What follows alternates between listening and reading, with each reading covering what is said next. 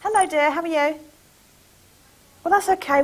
Most people haven't even arrived yet. We're missing loads of people. Some people aren't arriving till 8 o'clock, so don't worry. All right, then. We'll make your way. Don't worry. I'll know you're coming, so all your stuff will be here, and I'll keep an eye out for you. Britannia, it's at the top of Lichfield Street. Where the station comes in, you come round the back and through the coach station, and the hotel's right there.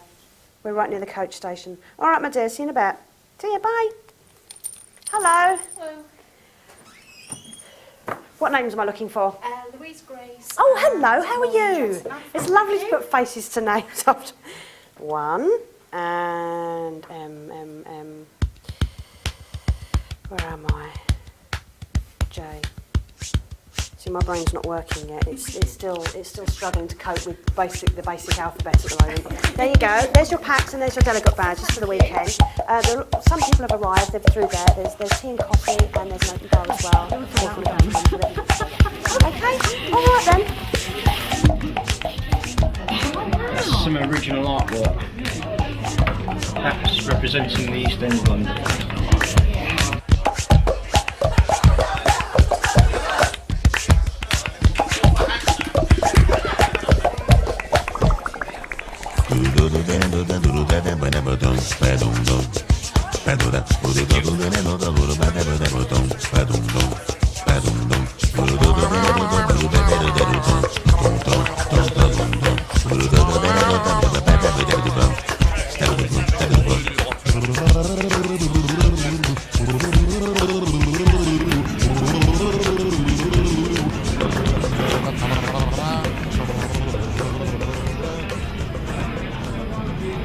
And of course the latest movie from Hal.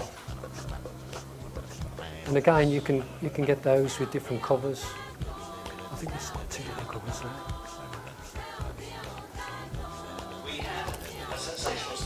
Yeah, no, that's a scarcer cover for it. That's the usual one.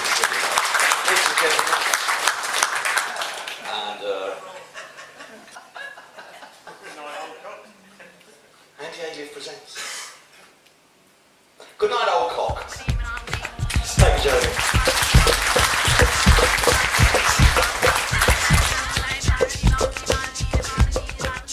The date is the 30th of September 1888. The time, approximately 1 a.m. in the early morning.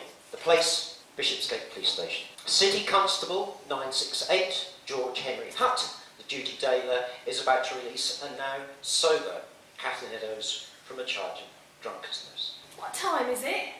Just on 1 o'clock, and too late for you to get anything to drink. I'll get a damn fine hiding when I get home then, won't I? Serves you right. You had no right to get drunk. This way, missus.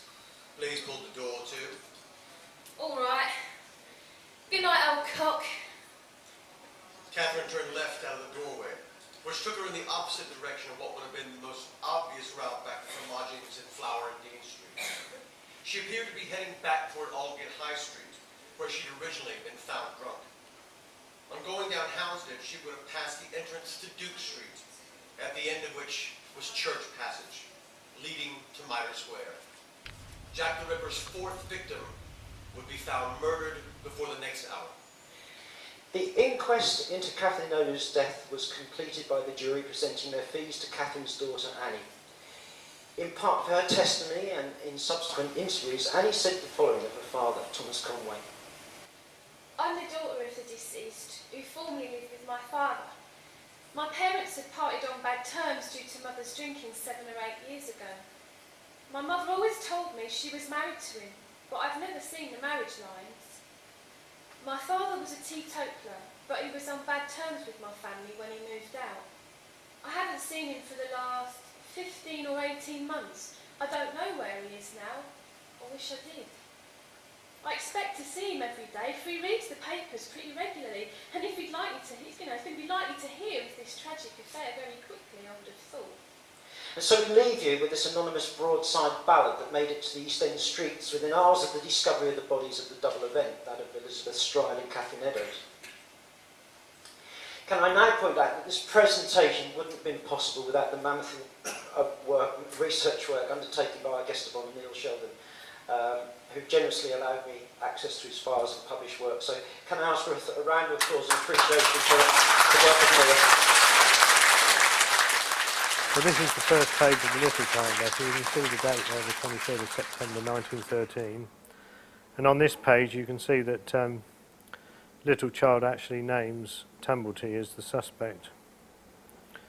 The other interesting thing about the letter is that on the second page we actually see that Tumblety makes a comment that the Jack the Ripper letter was written by a journalist or a reporter called Tom Bullen, which is actually Tom Bulling. He spelt the name wrong. And he also mentions the Oscar Wilde case and the Harry Thor case, which are another pair of famous cases that Little Child worked on. The other interesting thing is on the third page, if I can you get off the letter, please? On the third page, you can see that Little Child signed it, and he's put here a comment that Anderson only thought he knew, and that refers to Assistant Commissioner Anderson, who actually claimed he knew the identity of Jack the Ripper as a Polish Jew. Ladies and gentlemen, excuse me, lobby talking, lobby alert. I say thank you. May I say, gentlemen, will you please get a glass? I'd like all the MPs to stand and raise their glasses to what makes this evening very special. The ladies. Stand up, please, gentlemen. To the ladies.